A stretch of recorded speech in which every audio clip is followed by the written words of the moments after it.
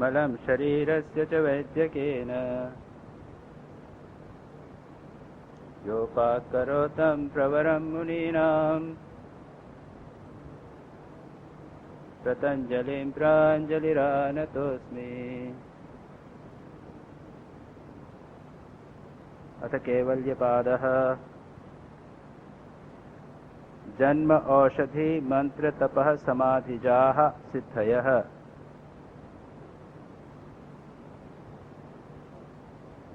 जात्यांतर परिणामः प्रकृत्या पुरात्।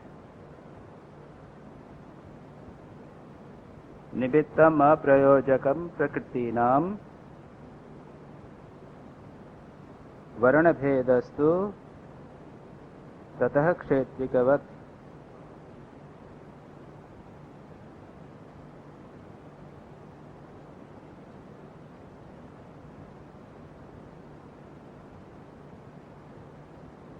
छठा तत्र ध्यानजमनाशयम्। सात्वा कर्मा शुक्ला कृष्णं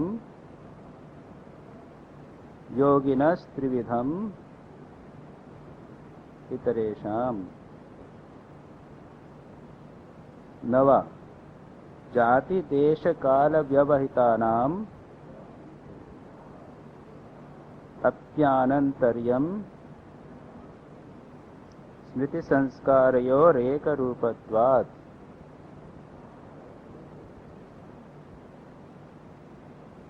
11वां हेतु फलाश्रयालंबनैः संगृहीतत्वात् येषाम् अभावे तदभावः।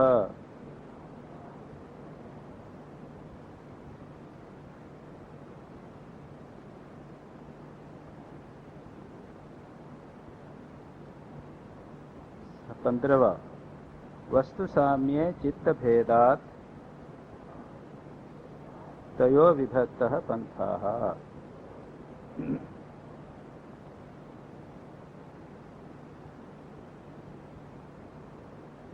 इस पातंजल योग सूत्र के अंतिम अध्याय के जो विषय हैं,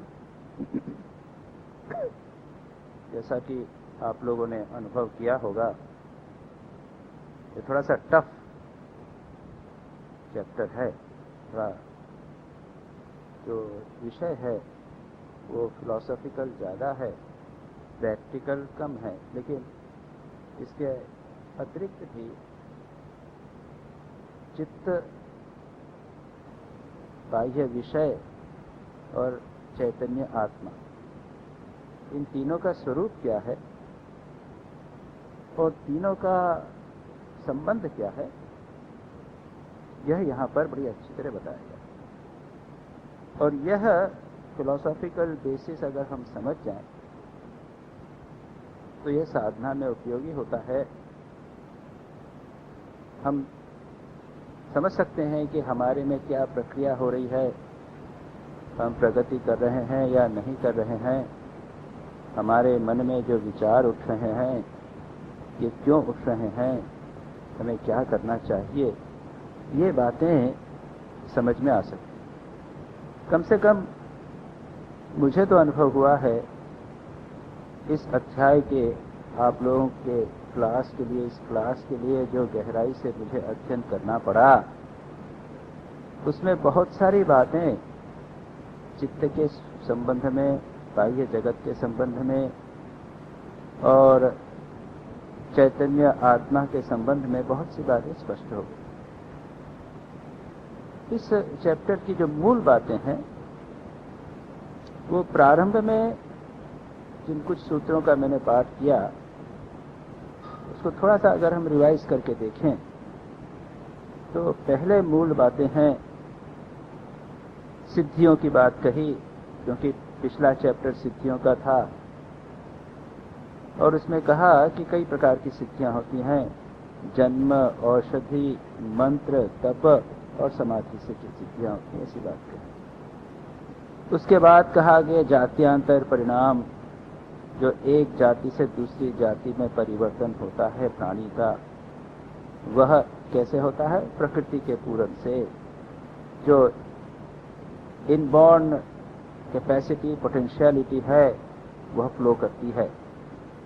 और यह बताया कि जिस प्रकार क्षेत्रिक एक खेत के से नाली काट देवे तो जल उसमें चला जाएगा, इत्यादि की बात कही गई। इसको हमने डिस्कस भी किया था। इसको एक प्रकार से देख सकते हैं कि जो इवोल्यूशन हो रहा है उस दृष्टि से देख लिया कि इवोल्यूशन कैसे हुआ। लेकिन जहां तक साधक का प्रश्न है, वह भी देख सकता है कि वो तो उसके हाथ में निर्भर करता है कि वह उसके भीतर जो पोटेंशियलिटी हो उसको किस दिशा में प्रेरित करता है। और उसके आगे इस बात को अधिक समझाया गया, कहा गया कर्म, वासना, संस्कार ये कैसे कार्य करते हैं, ये सब बताया गया। जब यह कहा कि मानव में पोटेंशियलिटी है एक प्रकार के विशेष प्रकार के मैनिफेस्टेशन की, तब यह कहा गया कि उस मैनिफेस्टेशन के लिए बाह्य वातावरण बहुत उपयोगी है, उससे प्रभावित हुआ होता है। जो लोग साइकोलॉजी पढ़ते हैं वे जानते हैं कि साइकोलॉजी में एक डिस्कशन होता है, हेरिडिटी पावरफुल है कि एनवायरमेंट। हेरिडिटी एंड एनवायरमेंट के ऊपर काफी डिस्कशन एमए या बीए की साइकोलॉजी में होता है। कुछ लोग हेरिडिटी को इंपॉर्टेंस देते हैं, कुछ एनवायरमेंट को इंपॉर्टेंस देते हैं। यहां पर पतंजलि दोनों का समन्वय करते हुए बता रहे हैं कि एनवायरमेंट निश्चित रूप से हमारे मैनिफेस्टेशन, हमारा मानव मन किस प्रकार से कार्य करेगा उसको प्रभावित करता है। और उस एनवायरमेंट, बाह्य वातावरण को यहां पर उन्होंने 3 में विभक्त किया, जाति, देश और काल।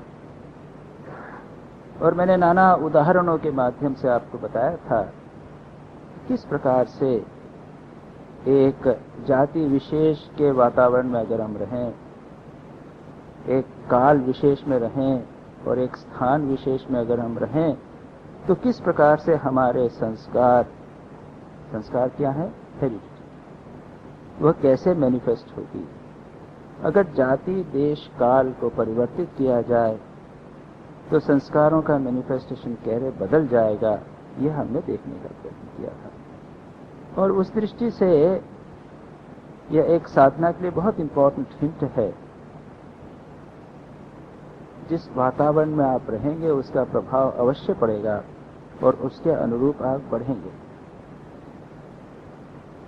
लेकिन यह भी कहा गया कि इसमें सावधानी बरतनी है, क्योंकि वो जो संस्कार हैं उनकी कंटिन्यूटी बनी रहती है, स्मृति बनी रहती है, और अवसर पाते ही संस्कार पुनः उठ सकते हैं।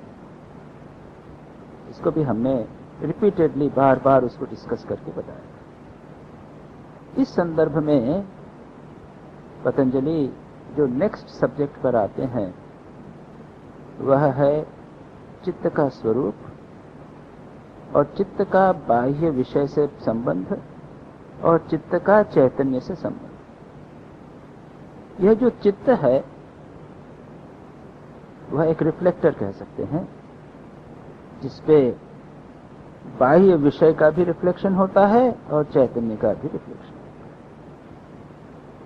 लेकिन चित्त अपने आप में कॉन्शियस नहीं है, चैतन्य नहीं है। केवल प्रपुरुष जो आत्मा है वही चैतन्य है। और इस कारण से चित्त में भले ही बहुत सारे विचार उठते रहें, असंख्य वृत्तियां उठती रहें, चित्त बहुत सारी बातों को जानता होवे, लेकिन वह अपने लिए नहीं करता, क्योंकि आगे आज कहेंगे, हम देखेंगे कि वह अपने आप में कंपाउंड है। वह सत्व, तम और रज 3 गुणों से युक्त होकर बना हुआ है। और हमने देखा था कि जो विषय हैं वे 2 प्रकार के होते हैं, एक स्थूल विषय है और सूक्ष्म विषय। चित्त एक प्रकार का सूक्ष्म विषय। But it is a compound. और जो भी कंपाउंड वस्तु होती है वह अपने नहीं लिए नहीं होती, वह परार्थ होती है, एक लॉजिक, एक सिद्धांत। यह चित्त किसके लिए है? यह चैतन्य के लिए।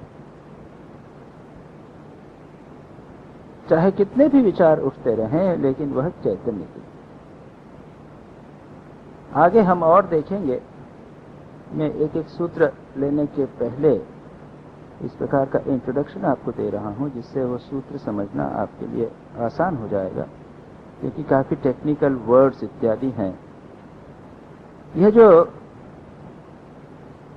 चित्त है, जैसा मैंने अभी कहा कि चित्त जो है वो चैतन्य के लिए,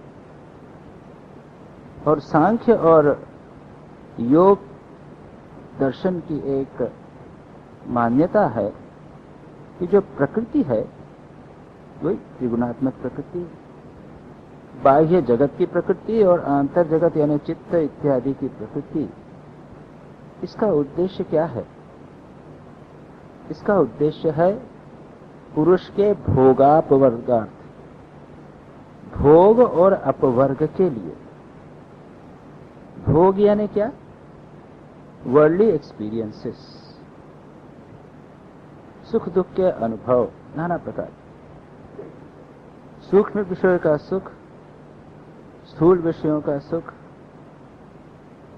मिलन का सुख, विरह का दुख, ये सारे के सारे अनुभवों प्रकृति चाहती है कि यह अनुभव पुरुष को प्राप्त होवें। एक उद्देश्य प्रकृति का यह है। दूसरा उद्देश्य प्रकृति का है जिसे अपवर्ग कहते हैं, इसका जस्ट ऑपोजिट, पुरुष को इस प्रकृति के बंधन से मुक्त करना। पुरुष जो चित्त के साथ एक रूप हो गया है, जैसे प्रारंभ के सूत्र में कहा था, तदा द्रष्टु स्वरूपे अवस्थानम वृत्ति सारूप्यम इतरत्र, वृत्ति के साथ कंजॉइंट हो गया है। तो प्रकृति क्या करती है? भोग भी देती है। अगर आप भक्ति की भाषा में, धर्म की बात, दर्शन की भाषा में न बोलकर धर्म और अध्यात्म की भाषा में बोलें तो बंधन में भी डालती है और मुक्त भी करती। और जब मुक्त हो जाती कर देती है तब उसका काम पूरा हो जाता है। हमारे कभी कभी ये प्रश्न उठता है कि चैतन्य तो शुद्ध बुद्ध मुक्त स्वभाव है। वेदांत कहता है कि आप तो नित्य शुद्ध बुद्ध मुक्त स्वभाव। अज्ञान के कारण आपने अपने आप का अन्योन्य अध्यास कर लिया है, आत्मा का बुद्धि के साथ में योग हो गया है और हम भोग रहे हैं। और जब ज्ञान होगा तब क्या होगा? यह अज्ञान नाश हो जाएगा और हम जो नित्य बुद्ध शुद्ध मुक्त स्वभाव थे वो तो हैं ही, कोई नई चीज होने वाली नहीं। अच्छा, अगर हम नित्य शुद्ध बुद्ध मुक्त स्वभाव थे तो यह अविद्या क्यों आ गई, कहां से आ गई? वेदांत कहता है कि इसका कोई आंसर नहीं, लेकिन सांख्य कहता है इसका आंसर है। वहां पर अविद्या या माया को मिथ्या नहीं कहते। प्रकृति जो त्रिगुणात्मक प्रकृति है वह भी सत्य है, लेकिन वह जड़ है। और चैतन्य है, वह चैतन्य है लेकिन वह निष्क्रिय। प्रकृति सक्रिय है लेकिन जड़ है। चैतन्य निष्क्रिय है लेकिन वह चैतन्य, कॉन्शियस। प्रकृति का उद्देश्य है कि इस जीव को या इस पुरुष को या इस आत्मा को संसार के अनुभवों से घुमाना। क्यों घुमाना? और संसार के अनुभव दो प्रकार के, एक पहले बंधन में डालेंगे और उसके बाद बंधन में से निकालेंगे। अरे भाई क्यों? पुरुष तो चैतन्य है ही, फिर क्यों चक्कर में? वही वेदांत जो कहता है, वेदांत से जो प्रश्न किया जाता है। तो इसका उत्तर सांख्य कहता है कि देखिए, एक पुरुष अगर उसको संसार का अनुभव नहीं हुआ तो कभी न कभी वो संसार में फंसेगा। संसार को उसने जाना नहीं तो संसार में फंसेगा। इसलिए उसको संसार के सारे अनुभवों के भीतर से गुजरना पड़ेगा, बंधन में पड़ना पड़ेगा, सुख दुख पाना पड़ेगा और उसके बाद में उससे मुक्त होना पड़ेगा। अब ये रीजन आपको पसंद आवे या न आवे वो बात दूसरी। इनका कहना है कि जो पुरुष, जो चैतन्य इस अनुभव के भीतर से पूरा नहीं गुजरा, बंधन और मोक्ष के, जिसे मैंने कहा भोग और अपवर्ग के, वह पुरुष जो है वो मैच्योर पुरुष नहीं है। If you want to talk that word, इस शब्द कहना चाहते हो। स्वामी विवेकानंद कहते हैं, अब रिलीजन की भाषा, अध्यात्म की भाषा में, कि जो व्यक्ति जिस जन्म में उसका मोक्ष होना है, उस जन्म के पहले जन्म में या उस जन्म में जो भी कहिए, वो महाराजा होता है। क्यों? वो सारा भोग हो जाता है। अब ऐसा तो देखा नहीं जाता, कुछ लोग निर्धन भी होते हैं, उनको भी मोक्ष हो जाता है, भगवत दर्शन होता है। क्या स्वामी विवेकानंद जी कहना चाहते हैं कि जीवन के नाना एक्सपीरियंसेस उसको अवश्य होने चाहिए, तब व्यक्ति का मोक्ष जो है वो मैच्योर मोक्ष जिसे आप कहेंगे। उसके पहले कोई समझे कि मैं मुक्त हूं, मेरे को साक्षात्कार हो गया, ऐसा नहीं। यह संसार के चक्कर में घुसना पड़ेगा, तो घुसने के बाद में उसको निकलना पड़ेगा, तब आदमी जब मोक्ष होगा वो ठीक ठीक मोक्ष। तो कैवल्य का अंत में जाकर, जब श्लोक अंत में होगा, तब ये कहा जाएगा कि प्रकृति का काम समाप्त हो गया है, भोगापवर्ग का काम समाप्त हो गया है, अब यह जीव पूर्ण रूप से मुक्त हो गया। तो प्रारंभ किया सिद्धियों को लेकर, जात्यांतर परिणाम की बात लेकर, उसके बाद में वासना, संस्कार और चित्त का संबंध बताया गया, कर्म का संबंध बताया गया। अब आगे चलते हैं, कैवल्य का स्वरूप क्या है उसको बताने के लिए चित्त का स्वरूप ठीक ठीक समझना आवश्यक है। हमने पिछले कुछ सूत्रों को देखा था, उसको मैं रिवाइज कर लूंगा, जल्दी से रिवाइज करूंगा, क्योंकि जैसे 11वां सूत्र, जाति देश काल व्यवहितानाम अपि आनंतर्यम स्मृति संस्कारयोर एक रूपत्वात्, ये 9वां सूत्र में बता चुका हूं। उसके बाद में 11वां सूत्र देखिए, हेलु हेतु फलाश्रयालंबनै ही संग्रहित तदेशाम अभावे तदभावः। क्या कहा गया है? जो चित्त में वृत्तियां, संस्कार इत्यादि होते हैं, जो वासनाएं होती हैं, उनके 4 चीजें उनको वासना को बना कर रखती हैं। वह हेतु, उनका कारण क्या है? अविद्या। उनका फल क्या है? फल सुख दुख आदि। तीसरा है आश्रय। आश्रय क्या है? आश्रय है वासनाएं। और आलंबन क्या है? ये बाह्य विषय।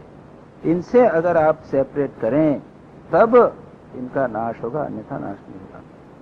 तब कहा है अतीत अनागतम स्वरूप तो अस्ति अर्थभेदात धर्माणाम। यहाँ पर सांख्य का सिद्धांत कहा कि बाह्य जगत है, अतीत और अनागत और वर्तमान है, यह भी बताया था हमने। हम वर्तमान का तो अनुभव कर रहे हैं। जो अतीत हो गया वो हमारे मन में सूक्ष्म रूप से विद्यमान है, और जो भविष्य में होने वाला है वह भी हमारे मन में सूक्ष्म रूप से विद्यमान है। अगर यह बात हो कि मन बाहर भविष्य कुछ है ही नहीं, तो लोग उसके लिए प्रयत्न न करें। हम सारा प्लान करते हैं, यहाँ जाएंगे, वहाँ जाएंगे, टिकट खरीदते हैं, सब रिजर्वेशंस करवाते हैं। अगर भविष्य नहीं होता कौन करवाए? तो भविष्य भी सूक्ष्म रूप में विद्यमान है। ये तीनों त्रिगुणात्मक हैं। उसके बाद में कहा है वस्तु साम्य, 15वें सूत्र में भी हमने देखा था, वस्तु साम्य चित्त भेदात तयोर विभक्तः पंथाः। वस्तु एक होने पर भी चित्त भिन्न भिन्न होने के कारण विभिन्न प्रकार की वासनाएं और अनुभूतियां होती हैं। तात्पर्य यह है कि मन से स्वतंत्र बाह्य जगत का अस्तित्व है। यही बात नाना प्रकार से बताने का प्रयत्न किया गया। उसके बाद में है सदा ज्ञाता है, 17वां सूत्र देखिए। अच्छा, 16वां सूत्र, तद उपराग अपेक्षितत्वात् चित्तस्य वस्तु ज्ञात अज्ञातम। चित्त में वस्तु के प्रतिबिंब पड़ने की अपेक्षा रहने के कारण वस्तु कभी ज्ञात और कभी अज्ञात होती है। वस्तु की ज्ञात अज्ञात कैसे होती है यह बताया गया, और यहाँ पर चित्त का इंपॉर्टेंस बताया गया। उसके बाद सदा ज्ञाता चित्तवृत्तयः तत्प्रभोः पुरुषस्य अपरिणामित्व, और यहाँ पर चित्त जो चैतन्य है उसको बताया गया। तो एक तो है मन जो मैंने रिफ्लेक्टर कहा, दूसरी और एक चैतन्य, वो सदा अपरिणामी। अगर आप कहेंगे कि मन में जो चित्त वृत्तियां उठ रही हैं उसको दूसरा मन देखे, तो उसका आगे बताया गया है कि ये लॉजिकल प्रॉब्लम हो जाएगी, कहीं न कहीं आपको रुकना पड़ेगा। ये 20वें सूत्र तो हो गया। 21वां सूत्र देखिए, चितेर प्रतिसंक्रमायाः तदाकारपत्तो स्वबुद्धि संवेदनम। यहाँ क्या कहा गया? जो चित्त है, पुरुष है, चैतन्य है, वह अपरिणामी, वो परिवर्तित नहीं होता है। चित्त जब उसका आकार धारण करता है तब वह ज्ञानमय हो जाता है। ये बहुत महत्वपूर्ण है, आगे और भी कहेंगे। 22वां सूत्र, दृष्टि दृश्योपरक्तम चित्तम सर्वार्थम। इसको पढ़िए, दृष्टि दृश्य उपरक्तम चित्तम सर्वार्थम। इतना समझ लीजिए कि बाहर एक दृश्य जगत, ये आप सब जानते हैं, और भीतर चैतन्य आत्मा, दोनों के बीच में है चित्त, our mind, and is understandable. जो विश्वास है कि आप लोग इसको समझ रहे हैं, कोई कठिन नहीं है। दृष्टि और दृश्य उपरक्तम चित्तम सर्वार्थम। चैतन्य पर क्या हो रहा है? मैंने अभी कहा कि बाहर का भी प्रतिबिंब पड़ रहा है और चैतन्य का भी प्रतिबिंब पड़ रहा है चित्त पर, हमारे मन पर। ऐसा मन जिस पर दृश्य है बाह्य जगत जिसको देखते हैं, और दृष्टि देखने वाला अल्टीमेट सीयर कौन? पुरुष चैतन्य।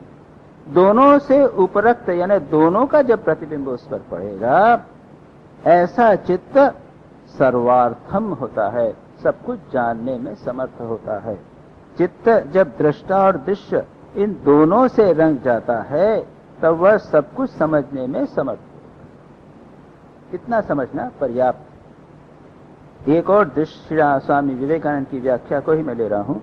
एक और दृश्य अर्थात बाह्य जगत चित्त में प्रतिबिंबित हो रहा है, और दूसरी ओर दृष्टा अर्थात पुरुष उसमें प्रतिबिंबित हो रहा है। इसी से उसमें सब प्रकार के ज्ञान को प्राप्त करने की शक्ति आती है। हम जानते हैं कि माइंड इज ऑल पावरफुल, और सारे सिद्धियों की बात हो गई, बहुत सारी सिद्धियां इत्यादि इसको प्राप्त कर सकते हैं। ये कहाँ होता है? सब माइंड। ये माइंड, इसमें चैतन्य का जब प्रकाश होता है तो इट बिकम्स ऑल पावरफुल, और जिस विषय पर लगाएगा उसको जान जाए। तद असंख्येय वासना भी चित्रमपि परार्थम संहित्यकारित्वात्। अच्छा, मैं इसको ब्रेक करके पढ़ता हूं। तद असंख्येय वासना भी चित्रम अपि परार्थम संहित्यकारित्वात्।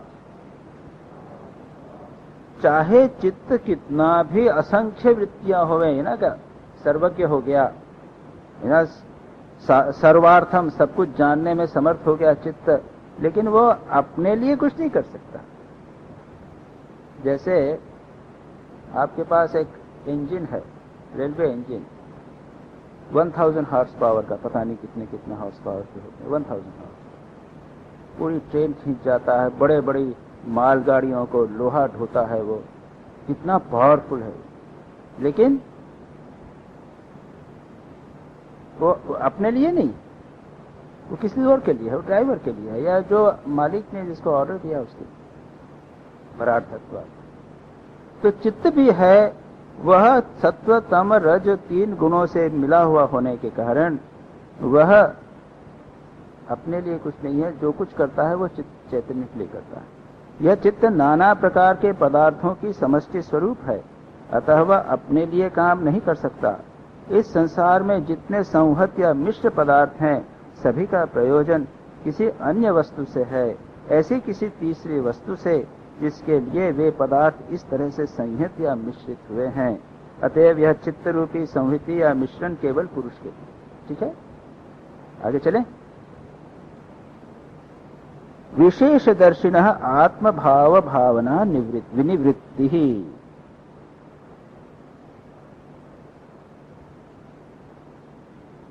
विशेष दर्शिनः आत्म भाव भावना विनिवृत्ति। अब ये सूत्र बहुत महत्व का, इसमें क्या कहा? विशेषदर्शी। और स्वामी विवेकानंद को कहते हैं अर्थात विवेकी पुरुष। जो विचारवान पुरुष है, जो डिस्क्रिमिनेट कर सकता है, उस व्यक्ति के लिए क्या होता है? आत्म भाव भावना विनिवृत्ति। उसकी आत्म भाव भावना विनिवृत्ति हो जाती है। क्या मतलब? जो आदमी, अब ये एक सूक्ष्म एनालिसिस, याद रखिए, विवेक को बहुत महत्व दिया जाता है और ये विवेक कई प्रकार का है। एक सामान्य विवेक तो हम कठोपनिषद में आया था, श्रेयश्च प्रेयश्च मनुष्य में तो संपे परित्ति विनिनक्ति धीरा। विनिनक्ति यानी विवेक करते हैं। धीर पुरुष क्या करते हैं? संसार में जो वस्तुएं आती हैं सामने, उसमें कुछ श्रेय वस्तु होती हैं, कुछ प्रिय वस्तु होती हैं, उसको विवेक करते हैं, डिस्क्रिमिनेट करते हैं। ये अच्छी है, ये बुरी नहीं, ये बुरी है, ये संसार में फंसाने वाली है, ये संसार से मुक्त करने वाली है। ये हम इस प्रकार का विवेक करते हैं। एक दूसरा विवेक है, कई प्रकार के विवेक हैं। नित्यानित्य विवेक, दृग दृश्य विवेक, ये आपको वेदांत में टेक्निकल वर्ड्स आती हैं। नित्यानित्य विवेक, दृश्य दृश्य विवेक, आत्म अनात्म विवेक, ये आत्मा है अनात्मा है इत्यादि। गहरा विवेक यह है जब हम पुरुष और प्रकृति का विवेक करें। और इसके आगे, यहां से 24 से सूत्र से आगे, इस चीज को अच्छी तरह समझ लीजिए, ये सारी सभी बातें इस विवेक शब्द पर आधारित रहेंगी। विवेक ख्याति शब्द आएगा, विवेक प्रागभारम इत्यादि कुछ बातें आएंगी। ये विवेक बहुत महत्व का विषय। जब ध्यान की बात की जाती है, तब भी हम एक तो ध्यान किया, हमने एक चित्र को सामने रखा और हम कहते हैं कि इस चित्र पर ध्यान को लगाइए, आंखें बंद कर लीजिए, उसका चिंतन कीजिए और बाकी चीजों को हटा दीजिए। बाकी चीजें आपके मन के में आवे तो उनको हटा दीजिए। ये क्या है? विवेक। विवेक है एक को रखना, दूसरे को हटाना। This is not the exact process of विवेक। दूसरी गहरी प्रोसेस है प्रकृति और पुरुष का विवेक करना। यह जगत जो है वो प्रकृति है, पुरुष नहीं। और इसमें जो सबसे सूक्ष्म विवेक है वह है चित्त और चैतन्य का विवेक करना। मैंने अभी कहा कि 3 एलिमेंट्स पे आ गए हैं हम। सांख्य के अनुसार अभी कितने डिस्कशन के बाद में सारी प्रक्रिया को, जितनी वस्तुएं हैं उनको 3 में विभक्त किया गया। एक तो दृश्य, दूसरा चित्त और तीसरा चैतन्य, दृष्टा। बहुत बड़ी समस्या हम लोगों के साथ होती है कि हम अपने चित्त को पुरुष समझ लेते हैं, आत्मा समझ लेते हैं, मैं समझ, मैं गुणी हूं, मैं मानी हूं, मैं विद्वान हूं, मैं धनी हूं, मेरा चित्त अच्छा है, मैंने एकाग्रता बहुत अच्छी की, मेरा मन बहुत एकाग्र हुआ, मैं योग में अभ्यस्त हो गया हूं, मैं अच्छा सन्यासी हूं या अच्छा गृहस्थ हूं। ये कहाँ है सर? ये मैं किसके साथ हमने आइडेंटिफाई कर दिया? चित्त के साथ, चित्त, माइंड। लेकिन विवेकदर्शी व्यक्ति यानी विवेकी पुरुष, विवेकी पुरुष के लिए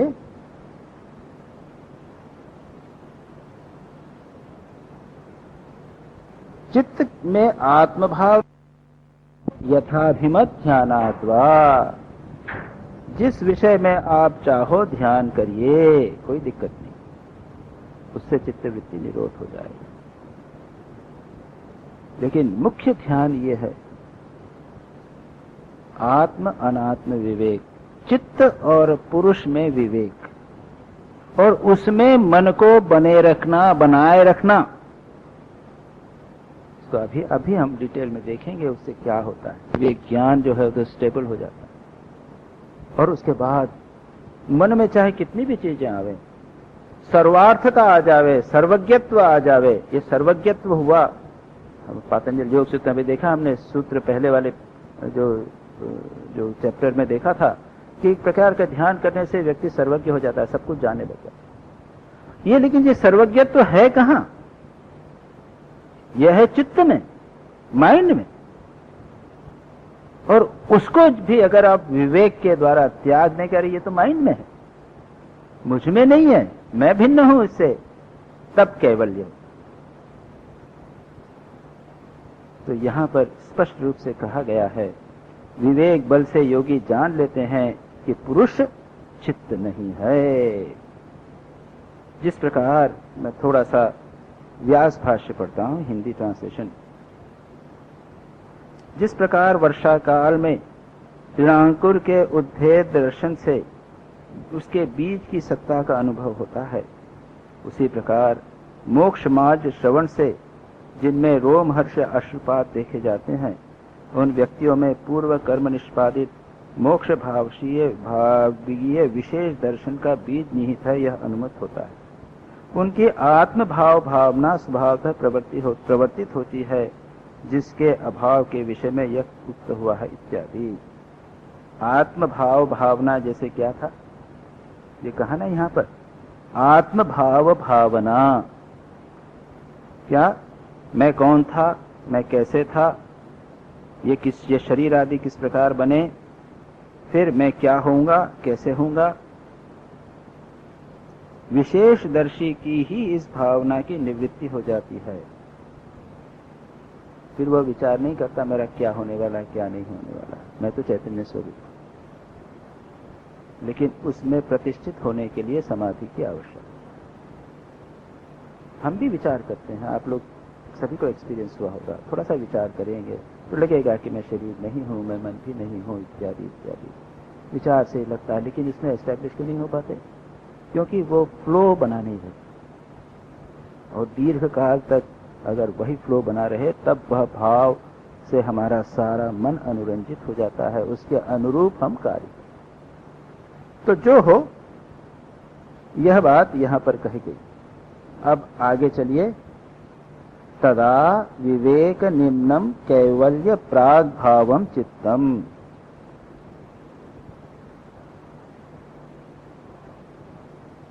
तदा विवेक निम्नम कैवल्य प्राक भावम चित्तम। तदा अभी कहा गया, जब विवेक विशेषदर्शी आत्मभाव से हटा लेता है मन को, जानता है कि चित्त के साथ अपने आप को आइडेंटिफाई नहीं करता, तब क्या होता है? तदा उसमें क्या होता है? उस समय विवेक निम्नम चित्तम, जो चित्त होता है वह विवेक निम्न, यानी विवेक से मानो दबा हुआ, विवेक का बोझ उस पर है, विवेक प्रवण हो जाता है। प्रवण होकर कैवल्य प्राग भावम, कैवल्य के पूर्व लक्षण को प्राप्त करता है। तो आप समझ गए होंगे कैवल्य का पूर्व लक्षण क्यों प्राप्त करता है। मैंने भी कहा कि the moment we are able to disidentify our selves with our mind, we are close to kaivalya. यही है कैवल्य। आप लोगों का बस यही है। हाँ, यही है। कहा कि ईश्वर दर्शन क्या होगा। श्री रामकृष्ण के मां शारदा कहते हैं कि ईश्वर दर्शन होने से कोई दो सीन तो नहीं उठ जाते। तो समाधि की बात कहते हैं, ध्यान गहरा करने की बात कहते हैं। गहरा ध्यान होना तो क्या है।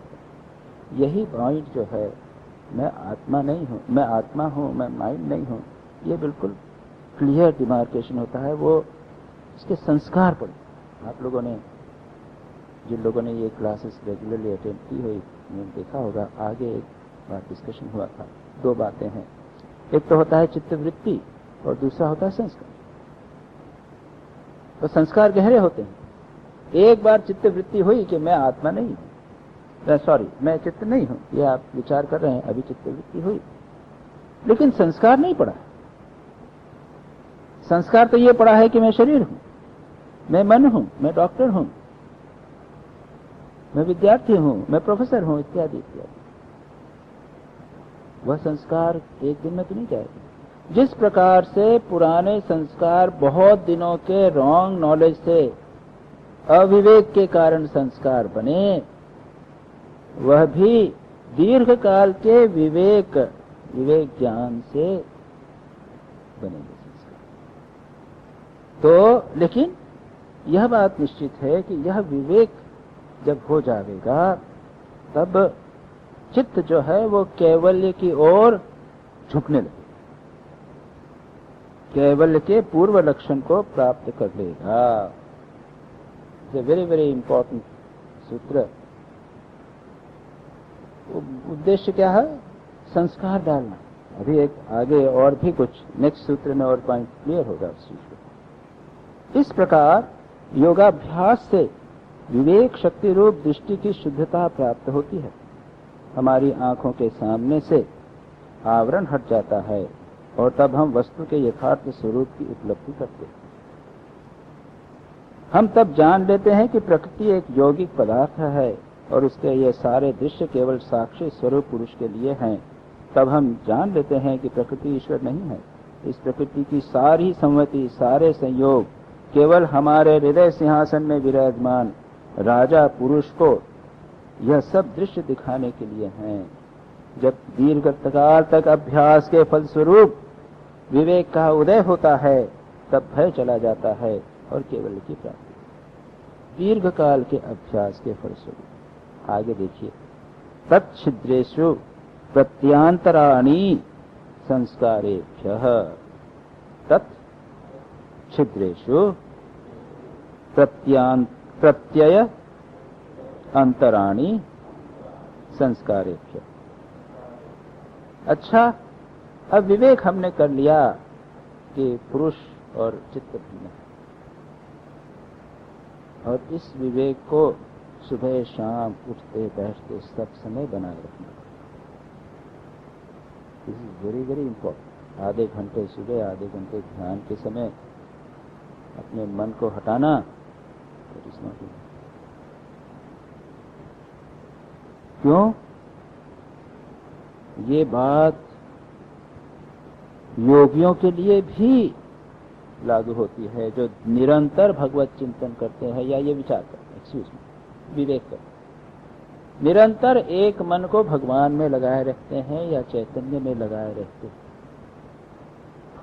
उनके लिए भी सावधानी बरतनी। क्यों? तत्सिद्धेश, उसके विघ्न स्वरूप बीच बीच में जो विचार उत्पन्न होते हैं वे संस्कारों से आते हैं। छिद्रेषु विचार प्रवाह, इसकी बात कर रहे हैं विवेक निम्नम। विचार प्रवाह, विवेक प्रवाह के भीतर भी बीच बीच में संस्कार आते। निरंतर हम चिंतन कर रहे हैं, उठते बैठते चलते फिरते भी, मैं आत्मा हूं, मैं शरीर नहीं हूं, मैं मन नहीं हूं, मैं बुद्धि नहीं हूं। और ठीक ठीक साधक इसको हमेशा करता है। इसीलिए आप देखेंगे कि कहीं पर जब अहंकार की बात उठती है, राग द्वेष काम क्रोध की बात उठती है, तो उनको दमन करने की बात उठती है, तब उसके पीछे भाव क्या है? भाई इस संसार में कर्म करो लेकिन राग द्वेष मत करो। भगवान गीता में कहते हैं इस चीज को बार बार कहते हैं, सुख दुखे समय कृत्वा लाभा लाभो जया जयो इत्यादि बहुत सारी बातें हैं वहां पर। कर्म करो, इसका अर्थ क्या? और कहते हैं कि मेरे निमित्त कर्म करो। वहां पर उन्होंने ये बात नहीं कही। अवश्य प्रथम अध्याय में तो ये कहते हैं देही और देह इत्यादि बहुत सारी बातें। और ये सुख दुख लाभ अलाभ इत्यादि क्या है? ये हमारे मन में ही तो उठ रहे हैं, चित्त में ही तो उठ रहे हैं। इनको हम मैं हूं इसलिए हम उससे आइडेंटिफाई करके मुझे लाभ हो रहा है, मुझे अलाभ हो रहा है, मुझे सुख हो रहा है, मुझे दुख हो रहा है, मैं आ गया, ये मेरा है, अहम मम एवरीवेयर। इसीलिए राग द्वेष सुख दुख इत्यादि।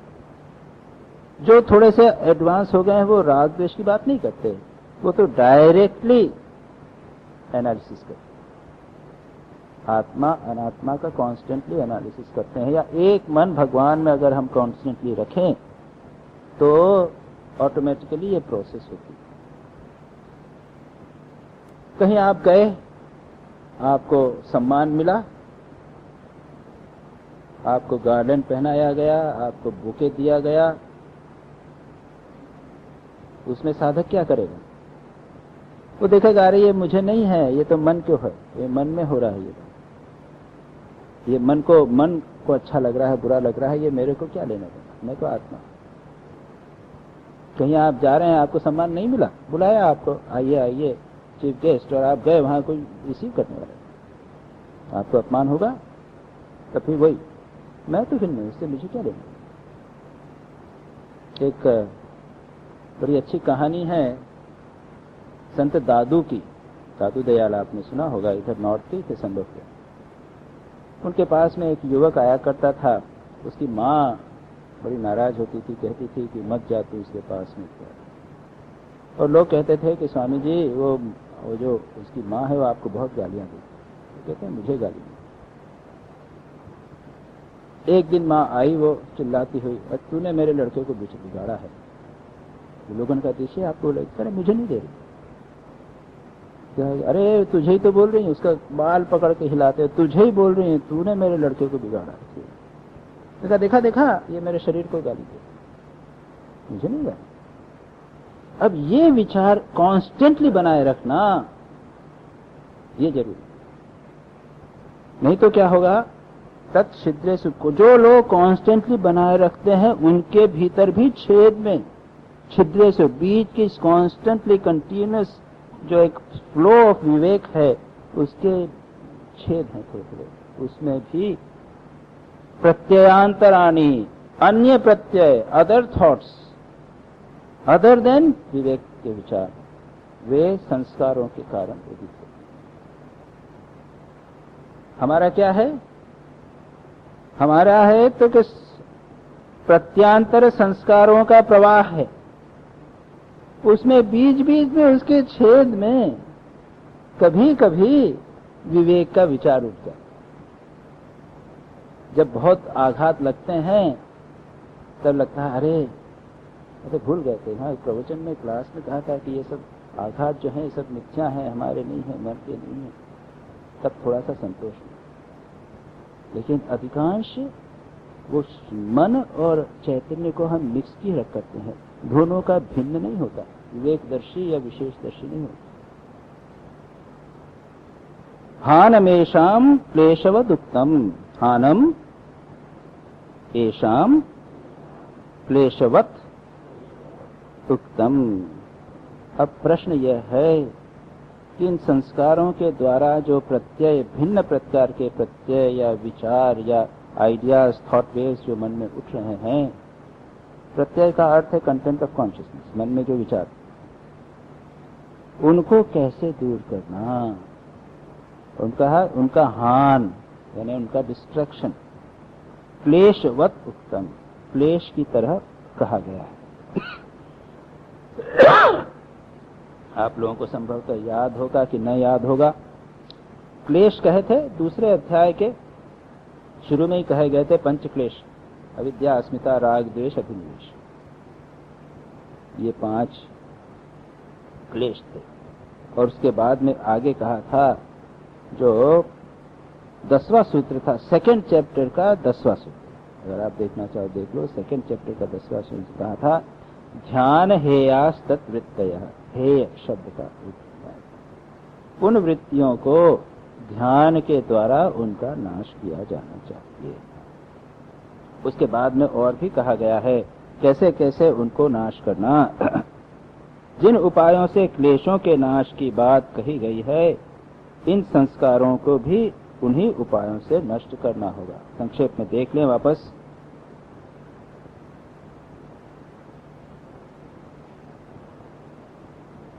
ते प्रतिप्रसव हेया सूक्ष्म ध्यान हेयास तद्वृत्तयः, सेकंड चैप्टर का 10वां और 11वां सूत्र। उन सूक्ष्म संस्कारों को प्रतिप्रसव यानी प्रतिलोम परिणाम के द्वारा अर्थात अपनी कारण अवस्था में विलीन करके साधन द्वारा नाश करना पड़ता है। तो ये जो संस्कार हमारे भीतर विपरीत संस्कार बार बार उठते हैं, छिद्रों में उठते हैं, उनको नाश करने के लिए भी यह प्रोसेस करनी पड़ेगी। ध्यान के द्वारा जब चित्त वृत्तियां नष्ट हो जाती हैं, तब सूक्ष्म संस्कार बच जाते हैं। मैं बार बार कहता हूं, चित्त वृत्तियों को शांत करना एक बात हुई, संस्कारों को नाश करना दूसरी बात हुई। उनके नष्ट करने का उपाय क्या है? उन्हीं प्रतिप्रसव या अर्थात प्रतिलोम परिणाम के द्वारा नष्ट करना पड़ता है। प्रतिलोम परिणाम का अर्थ है कार्य का कारण में लय। चित्त रूप कार्य जब समाधि के द्वारा अस्मिता रूप अपने कारण में लीन हो जाता है, तभी चित्त के साथ ये सब संस्कार भी नष्ट हो जाते हैं। केवल ध्यान से यह सब सूक्ष्म संस्कार नहीं नष्ट नहीं कर सकता, केवल ध्यान नहीं। इसलिए कहा समाधि करना पड़ता है। समाधि के द्वारा, इंटेंस कंसंट्रेशन के द्वारा ये सब दूर होते हैं। जैसे हमारे संस्कार पढ़ते हैं, वैसे भी तो इंटेंस कंसंट्रेशन के द्वारा पढ़ते हैं। हम कितना, हमारा प्री पॉसेसिवनेस है या ऑब्सेशन कहिए, इन्फैचुएशन कहिए संस्कार की वस्तुओं से। सोचिए, मकान से, हमारे संबंधियों से, पति पत्नी पुत्रादि से, कितना इंटेंस अटैचमेंट, इन्फैचुएशन जो वर्ड यूज करते हैं ना, हम उस हमारा माइंड पूरी तरह पजेस हो जाता है। ये एक प्रकार की समाधि। उस समाधि के कारण तीव्र गहरे संस्कार बैठे हुए हैं, उनको दूर करने के लिए तीव्र गहरी समाधि विवेक ज्ञान की लगानी। इसलिए कहा ध्यान हेयास तद्वृत्तयः। वो कहने के बाद में, उसके बाद में क्या था? तप स्वाध्याय ईश्वर प्रणिधानानि क्रिया योगः क्लेश तनुकरणार्थः समाधि भावनार्थ। तप स्वाध्याय ईश्वर प्रणिधान के द्वारा यह भी जो संस्कार बीच बीच में उठते हैं वे नष्ट होंगे, क्योंकि वहां पर चित्तवृत्ति निरोध की बात दूसरी है। वो तो एक प्रकार से प्रोसेस से होगा, लेकिन जब संस्कारों को नाश करना है तो दूसरी प्रोसेस लगानी पड़ेगी। एक पूरा हमारे जीवन का ट्रांसफॉर्मेशन करना पड़ेगा। अच्छा, अब आगे क्या है? प्रसंख्याने अकुसीदस्य, पढ़िए, प्रसंख्याने अपि अकुसीदस्य सर्वथा विवेक ख्यातेः धर्ममेघः समाधि। क्या कहा है? प्रसंख्यान। प्रसंख्यान का अर्थ क्या है? प्रसंख्यान का अर्थ है समाधि में जो सर्वज्ञता प्राप्त होती है। देखिए, हम स्वामी विवेकानंद की कमेंट्री पढ़ते हैं, तत्वों के विवेक ज्ञान से उत्पन्न ऐश्वर्य में भी जिसका वैराग्य हो जाता है, व्यक्ति सर्वज्ञ हो गया, उसका विवेक ज्ञान सर्वथा प्रकाशमान होने के कारण उन्हें धर्म मेघ समाधि प्राप्त होती है। ये इस सूत्र का अर्थ है। स्वामी विवेकानंद आगे कहते हैं, जब योगी इस विवेक ज्ञान को प्राप्त कर लेते हैं, तब उनके पास पूर्व अध्याय में बतलाई गई सिद्धियां आती हैं, पर सच्चे योगी इन सब का परित्याग कर देते हैं। उनके पास धर्म मेघ नामक एक विशेष प्रकार का ज्ञान एक विशेष प्रकार का आलोक होता है। इतिहास ने संसार में जिन सब महान धर्माचार्यों का वर्णन किया है, उन सभी को यह धर्म में एक समाधि हुई थी। उन्होंने ज्ञान का मूल स्रोत अपने भीतर ही पाया था। सत्य उनके निकट अत्यंत स्पष्ट रूप से प्रकाशित हुआ था। पूर्वोक्त सिद्धियों की असारता को छोड़ देने के कारण शांति, समता और पूर्ण पवित्रता उनका स्वभाव ही बन गई। एक छोटा सा दृष्टांत आपको देता हूं। एक सूफी संत की कहानी। संभवतः जूल नून मिश्री प्रसिद्ध हैं। डूल नीन और जूल नून मिश्री बहुत प्रसिद्ध है। तो उनके पास एक शिष्य आया, उनका शिष्य बनना चाहता था, सब धन वन उनको देना चाहता था, काफी धनी था। उन्होंने कहा कि अभी तुम बच्चे हो, तुम बड़े हो जाओ, तुम अभी बालिग नहीं हो, you are not yet adult, आपको वोट देने का अधिकार नहीं है जैसा आप लोग बोलते हैं आज के जमाने में। अभी आप अडल्ट नहीं हुए हो, अभी आप इसको नहीं दे सकते। बड़ा हो गया तब उनके आदेश पर उन्होंने कहा तुम मेरा शिष्य बनना चाहते तो इस जितनी सारी प्रॉपर्टी है उसको तुम दान करो। ये दिस इज द स्टैंडर्ड। वो रखते नहीं है सारी प्रॉपर्टी को, वो लोग जो भी साधु बनता है, बहुत सारा धन हो, वो भी हो सकता है। जैनिज्म, हिंदुइज्म, क्रिश्चियनिटी, इस्लाम सब में प्रोसेस। उसके बाद वो तो उसने ध्यान कर दिया। उसके बाद कुछ दिनों बाद जूल नूल बीमार पड़े, उनको कुछ पैसे की जरूरत थी। तो उसको बड़ा दुख हुआ कि मैंने दान कर दिया। मैं नहीं करता तो अच्छा था, उनके काम में आता। उसने ऐसा एक्सप्रेस किया कि देखिए रहता पैसा तो आपके काम में आता। उन्होंने कहा क्या किया? उन्होंने 2 मिट्टी की गोलियां बनाई, 2 मिट्टी की गोलियां बनाई और फूंक मारी। फूंक मारी तो वो बन गए कुछ हीरे मोती, ऐसा कुछ एक ज्वेल बन गया। उसके बाद उसने कहा कि देखो कितनी कीमत है, कि 1000 दिनार बोल सकते हैं। तो ठीक है, पैसा नहीं लेना, इसको लाओ। उसको कहा इसको बांटो, इसको क्रश करो, चूरा करके इसको मिट्टी में मिला। फिर कहा कि इस फकीर जो है वो माल के भूखे नहीं है। आप सारे इतिहास में देखेंगे, संतों के इतिहास में उनकी सिद्धियां उनकी मुट्ठी में रहती और वो कभी उपयोग नहीं। सर्वज्ञत्व, सब कुछ जानने की जैसी स्थिति हो जाती थी तो भी वो नहीं करते थे। और क्या कहा यहाँ पर? प्रसंख्याने अपि अकुसीदस्य। प्रसंख्यान यानी सर्वज्ञत्व। स्वामी विवेकानंद ने एक व्याख्या की है, लेकिन अन्यत्र इसकी व्याख्या है सर्वज्ञत्व। सब कुछ जानने पर भी उससे भी अकुसीदस्य, उससे भी अट्रैक्ट नहीं होने वाले का सर्वथा सदा विवेक ख्याते है धर्म में एक समान। विवेक ख्याति, ये विवेक ज्ञान, वो अभी बात कही थी। विवेक ज्ञान पुरुष और चित्त का ज्ञान, वो सेपरेट। यही विवेशेषदर्शी विवेक निब्नम, ऐसे होने पर उसको धर्म मेघ समाधि होती है। ततः क्लेश कर्म निवृत्ति ही। ऐसा होने पर क्लेश और कर्म की निवृत्ति। क्लेश हमने कहा 5 क्लेशों की बात कही। कर्म की बात हमने कहा नाना प्रकार के कर्म हैं। शुक्ला कृष्ण जो 3 प्रकार के कर्म हैं, योगियों के 2 प्रकार के होते हैं और अन्य 2 अशुक्ल अकृष्ण होते हैं। और अन्य लोगों के अच्छे बुरे 3 प्रकार के, अच्छे बुरे और मिक्स, ऐसे 3 प्रकार के कर्म होते हैं। इन सब कर्मों से निवृत्ति होती है। जब यह धर्म में समाधि उपस्थित होती है तब पतन की आशंका फिर नहीं रह जाती। तब योगी को कुछ भी नीचे नहीं खींच सकता।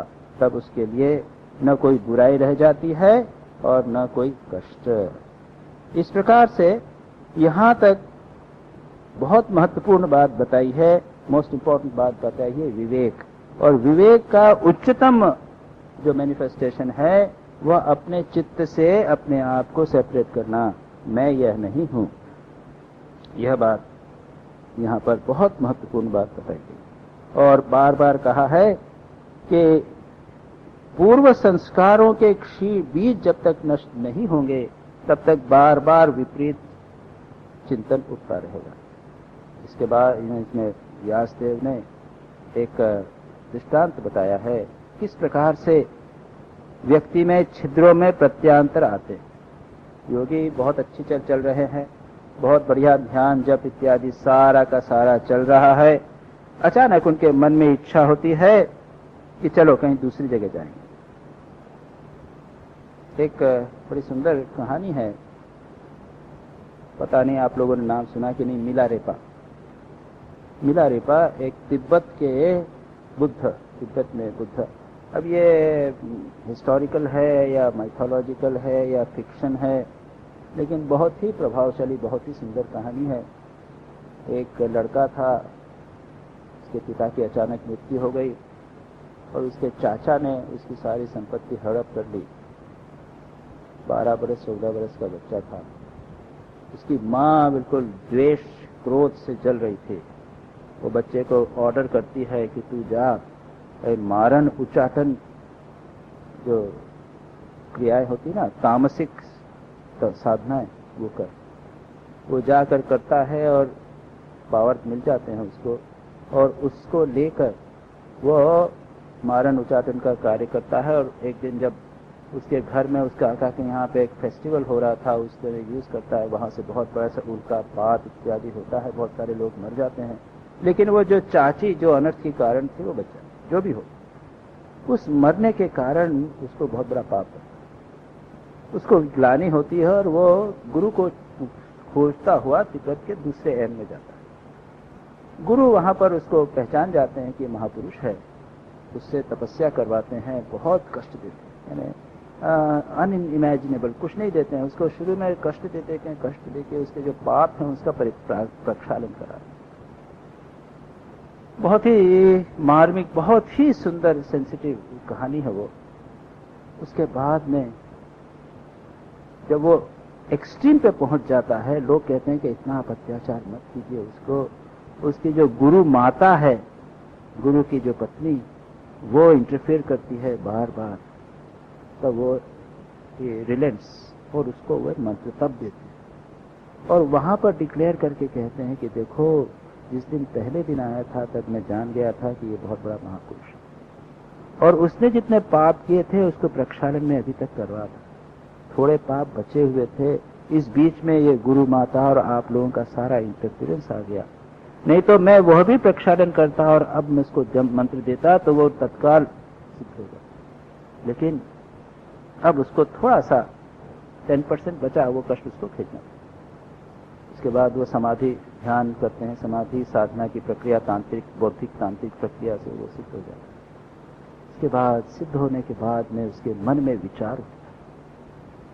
अब गुरु तो का काम हो गया, गुरु नहीं चाहते थे कि वो जावे, लेकिन कहता है कि मैं जाना चाहता हूं, मैं देखना चाहता हूं मेरी माँ का क्या हो। गुरु मना करते हैं कि बेटा कहाँ जाओगे, यहीं रहो, थोड़ा सा और है। नहीं, ये क्या हुआ? प्रत्यांतरानी संस्कार। यहां पर उसी पर व्याख्या करते हुए व्यासदेव कहते हैं, उदाहरणार्थ मान लीजिए किसी योगी को विवेक ज्ञान हुआ, वे उस ज्ञान का अवलंबन करके समाहित रह सकते हैं, किंतु संस्कारवश उनको प्रत्यय उठा कि मैं अमुक स्थान पर जाऊंगा। उन्होंने ऐसा ही किया, उससे और भी बहुत से प्रत्यय उठे, वहां जाऊंगा तो उससे मिलूंगा, ये करूंगा वो करूंगा, नाना प्रकार के। तत्पश्चात उन्होंने समाधित होने की इच्छा से सोचा कि यह गमन स्वरूप जो अविवेक प्रत्यय है उसका स्मरण अब नहीं करूंगा, अतः अविवेक का नवीन संस्कार संचित नहीं हो सका। देखिए, अविवेक का संस्कार कैसे होता है? हमारे चित्त में कोई एक वृत्ति उठी, कोई संकल्प उठा, हमने उसको प्रैक्टिकल रूप दिया, उससे दूसरे संकल्प उठे, उसको प्रैक्टिकल रूप दिया, चलते गए चलते गए चलते गए चलते गए, हम अपना लक्ष्य भूल गए। अब जो बार बार इसकार किया तो उसका संस्कार बन गया। अगर वो जाके कुछ देर गए, ओहो मैंने गलती कर दी, अब नहीं जाऊंगा, मैं वापस जाता हूं, मैं अपने आप को योग साधना में लगाऊंगा, तब क्या होगा? वो संस्कार नहीं बनेगा, वो चित्त की वृत्ति के लेवल पे ही बनेगा। तो यहां पर यही कहते हैं, यह गमन जो अविवेक प्रत्यय है उसका स्मरण अब नहीं करूंगा, अतः अविवेक का नवीन संस्कार नहीं संचित नहीं हो सका, अथवा गमन काल में यदि वे ध्रुव स्मृति बल से प्रतिपदक्षेप में विवेक ज्ञान का स्मरण करें, इज वेरी इंपॉर्टेंट। कहीं जाने की इच्छा हुई या जाने की जरूरत पड़ी, तब आप क्या करेंगे? निरंतर विवेक बनाए रखिए। जब बोलते हैं निरंतर भगवान का स्मरण करते रखिए, बार बार ये कहा जाता है कि सुबह शाम बैठ के थोड़ा सा डिप बिट करके 100-200 माला फेर लिया इज नॉट इनफ। निरंतर ध्यान बनाए रखना पड़ेगा, निरंतर भगवान का चिंतन करना पड़ेगा, निरंतर विवेक बनाए रखा तो क्या होगा? विवेक करें तो उस क्रिया से भी विवेक का संस्कार होगा, पर संयमक रूप से नहीं होगा, अविवेक संस्कार नहीं होगा।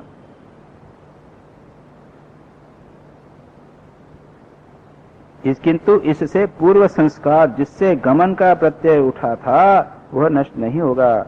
यदि वे सोचें कि गमन करना बुद्धि का काम है, मैं उसे नहीं चाहता, तथा इस ज्ञान की तहासा से गमन से विरागवान हो जाएं, तो उनको ध्रुव स्मृति बल से गमन संकल्प नहीं होगा, बार बार काटना पड़ता।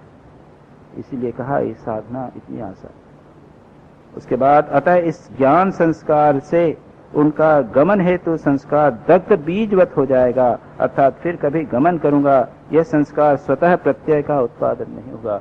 निरंतर अपने संकल्प को काटना पड़ता है। गीता में भगवान कई बार स्थानों पर कहते हैं सर्व संकल्प संन्यासी योगारूढ़ सदोच्यते, या फिर कहते हैं त्यक्ता क्या है सर्व संकल्प संन्यासी, या फिर कहते हैं और भी है कई जगह पे संकल्प की बात कही गई है कि बार बार संकल्प को काटना पड़ता है और तब व्यक्ति अपने स्वरूप में प्रतिष्ठित हो सकता है, अविवेक के संस्कार नष्ट हो सकते। आज यही हम छोड़ेंगे।